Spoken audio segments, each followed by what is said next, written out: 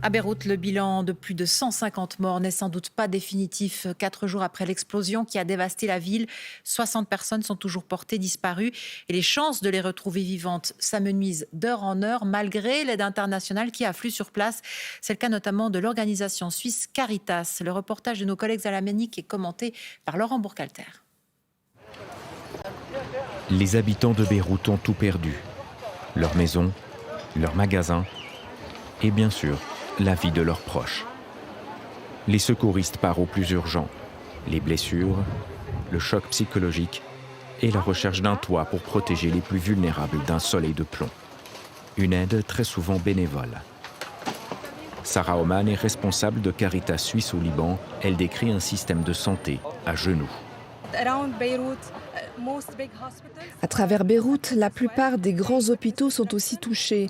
Ils ont connu la destruction alors qu'ils étaient déjà sous pression avec le coronavirus et d'autres cas. Et maintenant, ils doivent soigner une grande quantité de blessés. Les besoins sont immenses.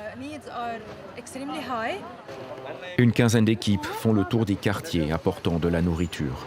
Près de la moitié des Libanais vivent dans la pauvreté. Pas question que la Suisse verse une aide financière au gouvernement considéré corrompu. Il risquerait de l'accaparer. Mais la Suisse reste solidaire. Ce pays a besoin de nous. Le peuple a besoin de nous. Il y a plus de 300 000 sans-abri. Les habitants sont traumatisés. Il est essentiel que l'aide suisse arrive. Alors que les Libanais s'apprêtent à manifester pour demander des comptes à leur gouvernement, la communauté internationale organise une conférence des donateurs demain pour mobiliser l'aide d'urgence.